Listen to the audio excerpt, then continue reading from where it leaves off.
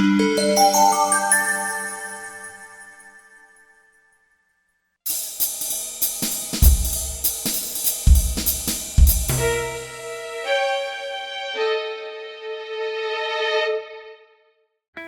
everybody, I'm C. Andrew Nelson, founder of Aquatasy. This is an empty aquarium, and that's not a good thing. Why is this empty aquarium not a good thing? I mean, after all, most fish keepers get excited over the prospect of having an empty tank to work with and set up. Normally I would too, except this wasn't an empty tank until just now. It was a thriving, bare-bottom, quarantine and holding tank. Or so I thought. In reality, it had turned into a terrifying death trap. Okay, maybe that's a bit harsh. In reality, it had turned into a teachable moment that I wanted to share with you. There are a number of benefits to keeping a bare-bottom aquarium. You get an unobstructed view of your fish, something that keepers of discus, fancy goldfish, and other elegant ichthyoids appreciate. You have the possibility of increased water flow throughout the tank. You can dose medication without concern of ill effects to the substrate, since there is none. You can see where all the fish waste and uneaten food is. And it's physically easier to clean. No gravel vacuum necessary because there's no gravel. All the dirt can be sucked up and out with a simple siphon hose.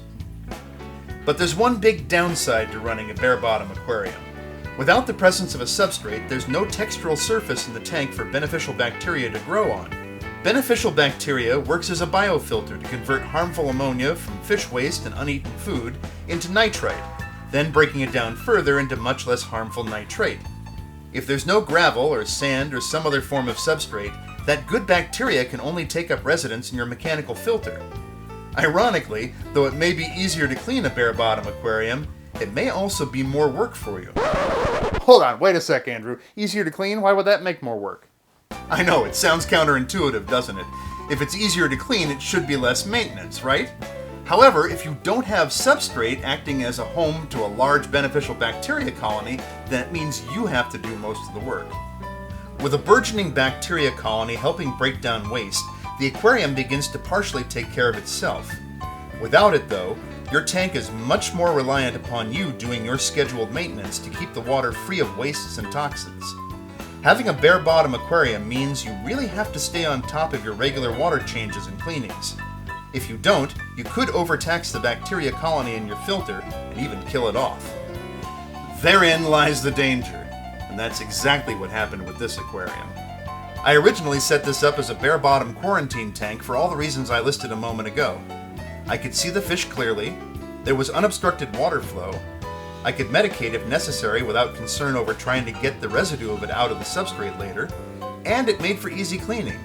All excellent reasons for not having a substrate. Where I ran afoul was in the extra maintenance. Thanks to some random acts of kindness, my quarantine tank turned into a long-term holding tank, as I was given quite a few free fish and aquatic plants.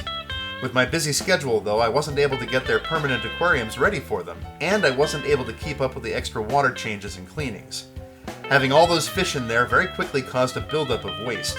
The toxins rose, and the beneficial bacteria colony in the hang-on-back filter died off, followed unfortunately by several fish.